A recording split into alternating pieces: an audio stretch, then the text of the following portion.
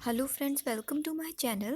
और आज की वीडियो में हम post basic BSc nursing second year का क्वेश्चन पेपर देखेंगे, इंट्रोडक्शन टू नर्सिंग एडमिनिस्ट्रेशन। तो सेकंड ईयर में आपको ये सब्जेक्ट होता है। सोशियोलॉजी का क्वेश्चन पेपर मैंने इससे पहले वाली वीडियो में अपलोड किया है। आपका जो पेपर है 75 मार्क्स का टोटल आएगा और 3 घंटे का पेपर होगा। इसमें देखिए, और हाँ, मैं एक चीज़ बताना भूल गई आपको, सॉरी।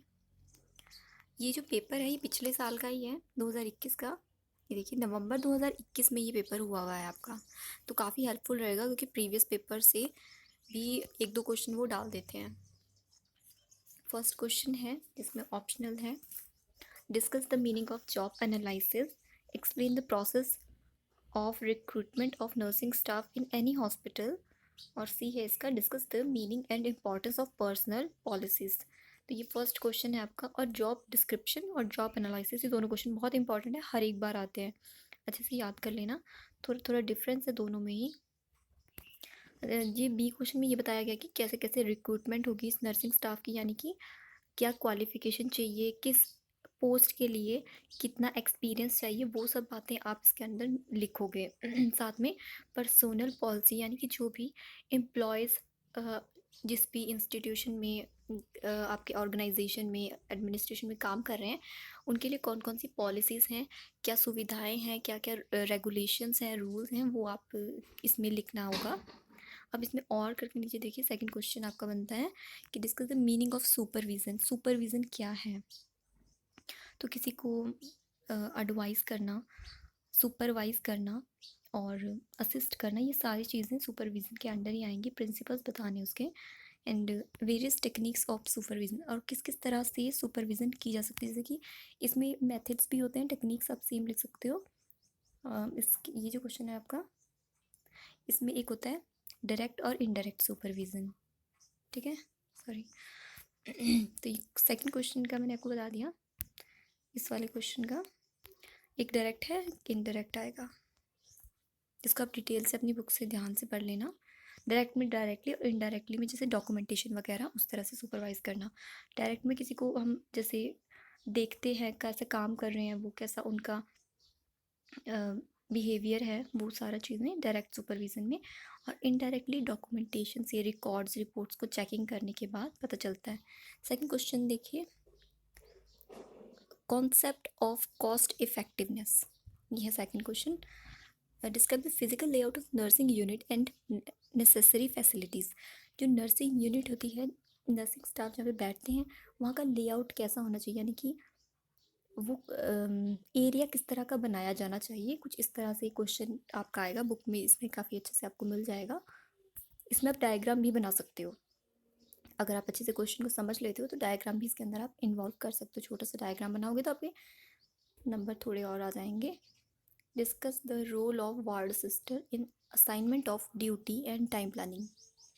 तो ये आसान क्वेश्चन है। वार्ड सिस्टर का आपको रोल बताना है कि वो जब ड्यूटी लगाते हैं तो उनका क्या रोल रहने वाला है, कैसे वो टाइम मैनेजमेंट करेंगे। इसमें आप रोस्टर के बारे में भी लिख सकते हो कि रोस्टर बनाने का उनका काम है, और कैसे कैसे जो स्टाफ है उनको उनकी ड्यूटीज़ लगानी है, कैसे कैसे टीएल बनाने हैं कौन कौन हर शिफ्ट में।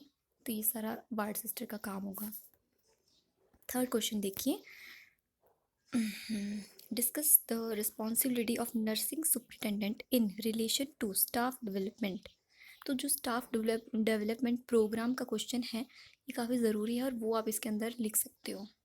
और साथ में इससे पूछा ही गया है कि सुपरिटेंडेंट जो है, नर्सिंग सुपरिटेंडेंट एनएस जो है, उनका क्या रिस्पॉन्सिबिलिटी है स्टाफ डेवलपमेंट में, तो उसका रिलेशन बताना है। तो ये आपस में रिलेटेड तो हैं ही। स्टाफ डेवलपमेंट में क्या होता है, कुछ प्रोग्राम्स होते हैं स्टाफ के लिए, जैसे कि जॉब के बारे में उनको बताना है, ओरिएंटेशन कराना है, उनका इंडक्शन ट्रेनिंग करवाना है, ठीक है। ये चीज़ें इसके अंदर आता है। जॉब डिस्क्रिप्शन भी आप इसमें लिख सकते हो। एक और चीज़ में आएगी कंटिन्यूइंग एजुकेशन, जॉब ट्रेनिंग। तो ये सब आपके थर्ड क्वेश्चन का आंसर बन जाएगा। बी देखिए, बी में क्या है, explain any two styles of leadership with support of example. Leadership के दो आपको स्टाइल्स बताने हैं। इसमें क्या ऑटोक्रेटिक डेमोक्रेटिक आपने पढ़ा होगा, लेजिस फेयर भी होता है।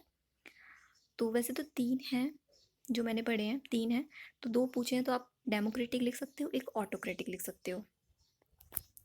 डेमोक्रेटिक आप समझते ही हो, जैसे हमारे इंडिया में है सब वोट देंगे और वो हमारा लीडर बन जाएगा, तो इस तरह से होगा डेमोक्रेटिक में। इसमें जो नीचे एम्प्लॉयज़ हैं उनका भी रोल थोड़ा रहता है डेमोक्रेटिक में, लेकिन ऑटोक्रेटिक में जो लीडर है पूरा उसी का कंट्रोल रहता है हम अपने ग्रुप के ऊपर, उसका फुल कंट्रोल होता है ग्रुप के ऊपर। लेकिन डेमोक्रेटिक में फुल कंट्रोल नहीं होता है, उसमें एडवाइस ली जाती है, कुछ एडवाइस ग्रुप वाले करते हैं, कुछ एडवाइस लीडर करता है, और फिर मिक्सअप करके जो है काम चलता रहता है। फोर्थ देखिए क्वेश्चन क्या है, inventory and care of equipment. ये आसान क्वेश्चन है। जो इन्वेंट्रीज होती हैं हॉस्पिटल में, आपने देखा होगा हमारे क्या क्या सामान होता है, वो इन्वेंट्री है, उनका केयर कैसे कैसे करना है। जैसे एक्सपायरी है हो गया कुछ तो उसको निकाल देना है, उसको डिस्कार्ड करना है, कुछ एक्सपायरी चीज़ें, साफ़ सफाई का ध्यान रखना है, कौन सी चीज़ पहले चाहिए, कौन सी चीज़ अर्जेंट चाहिए, वो चीज़ सामने होनी चाहिए। ये सारी बातें आपकी इन्वेंट्री में आएगी और उनका केयर में आएगी। ये तो आप बहुत इजीली लिख सकते हो, अपना बनाकर गप्पे भी लगा सकते हो इसमें, तो सामान का पूरा ध्यान रखना होता है इसमें। अच्छा देखिए B question, maintaining record and report. ये क्वेश्चन ईजी है, ये आप पढ़ लेना। ये रिकॉर्ड रिपोर्ट का क्वेश्चन आपको हर एक सब्जेक्ट के अंडर मिल जाएगा। आपका फंडामेंटल नर्सिंग में भी आपको ये क्वेश्चन ज़रूरी रहता है, कम्युनिटी हेल्थ नर्सिंग में ज़रूरी रहता है ना, आपका साइकेट्रिक में, और ये देखिए एडमिनिस्ट्रेशन में भी आ गया। तो ये अच्छे से याद कर लेना, जितने भी रिकॉर्ड एंड रिपोर्ट हैं उनको किस तरह से मेंटेन करना है, उनकी कस्टडी कैसी होनी चाहिए, वो ओपन में नहीं होने चाहिए, अच्छे से लॉकर में रखे जाने चाहिए, और उनकी जो कॉन्फिडेंशियलिटी होती है उसका भी ध्यान रखना होता है। किसी का भी रिकॉर्ड इस तरह से किसी के भी पास लीक नहीं होना चाहिए, ये सारा आप इसमें ऐड कर सकते हो। फिफ्थ क्वेश्चन में शॉर्ट नोट 5-5 नंबर के आए हुए हैं। इसमें नर्सिंग ऑडिट के बारे में बताना है आपको कि नर्सिंग ऑडिट जब होती है तो क्या क्या होता है, कौन नर्सिंग ऑडिट करता है, ऑडिटर्स कौन होते हैं, कहाँ से आते हैं, वो कितना क्वालिफाई वो होने चाहिए, और इसकी आपको साथ में आप लोग इसका एडवांटेज डिसएडवांटेज ये भी लिख सकते हो, मतलब मेरिट्स डीमेरिट्स जो होती हैं वो। बजट प्रोसेस के बारे में बताना है, पब्लिक रिलेशन के बारे में बताना है। पब्लिक रिलेशन में पीआरओ जो होते हैं, पब्लिक रिलेशन ऑफिसर्स, इनके बारे में भी आप लिख सकते हो कि इनका क्या काम होता है। कम्युनिकेशन का काम होता है इनका ज़्यादातर, कि कैसे हम जो कस्टमर आ रहे हैं, हमारे पेशेंट है, रिलेटिव है, आ रहे हैं हॉस्पिटल में, उनके साथ कैसे कम्युनिकेट करना है, कैसे उनको अट्रैक्ट करना है अपनी तरफ की, वो हमारे हॉस्पिटल में आए, सुविधाएं यहाँ की यूज़ करें, अपना अच्छे से बढ़ा चढ़ा कर इसमें बताना होता है पब्लिक रिलेशन के अंडर। फैसिलिटीज़ के बारे में, अपने ऑर्गेनाइजेशन के बारे में बताना होता है। अच्छा डी में देखिए क्या है कि मैनेजमेंट ऑफ डिसिप्लिनरी प्रॉब्लम्स।